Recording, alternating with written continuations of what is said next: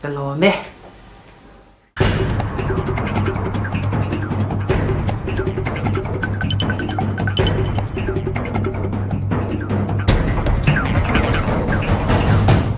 MSCS in abuat say mizo la in phua siak pathian fakna hla a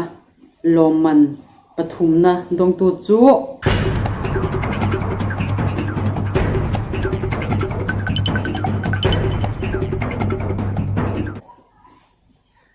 sila nun puya sai tual ani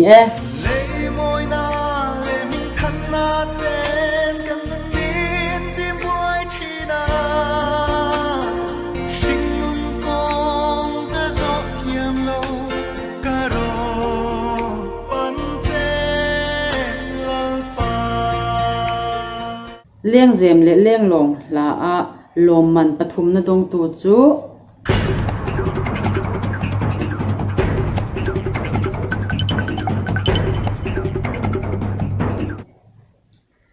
bi van lal chen puya champhai kanan veng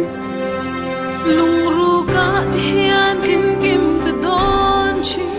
kan ram nuam moi le dom hi mana Cham thiam patin reng le satin reng in chunga tuan chain ramdang hundang an ngai lo pathian fakna hla a lom man pahni na dong tu chu Andrew Elfan ai lung leira si veng thang riu bo aro pa vin zan mu chi zai ka re pe si lo lệ rung thô ma chuan đình lâu hồng hoa thiên lai na chinh mi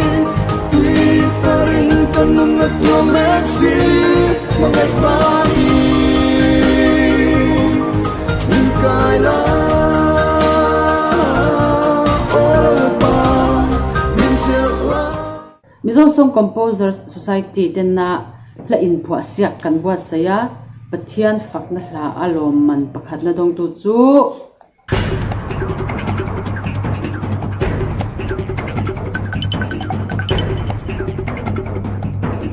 arla chan hima khum tung Tlin na lo swallin na puar mai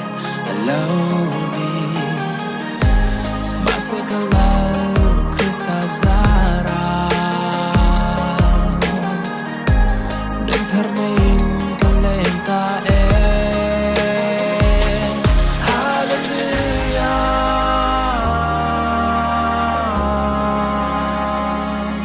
Hallelujah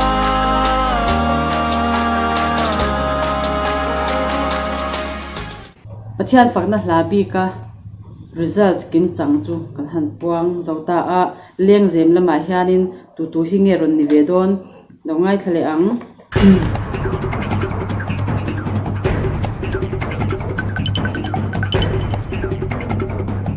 loman pahnina rondong tu hi ramdin sanga republic veng ka don kir changin amak mange mangai na kong kha damte shin nu na man velain pong ve ma se to na chun le zua do ra yang an rang si leng zem le leng long la in phua sia ka lom man pakhat na ron dong tu chu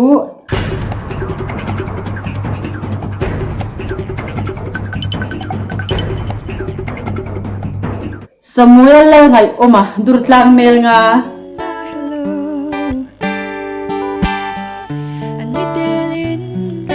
Zual zela Zan tin zan qua rây lengin Kan hong manda in shil dunin Mutuyo tile good morning Nile nuam o ti in kanin tla On we boy me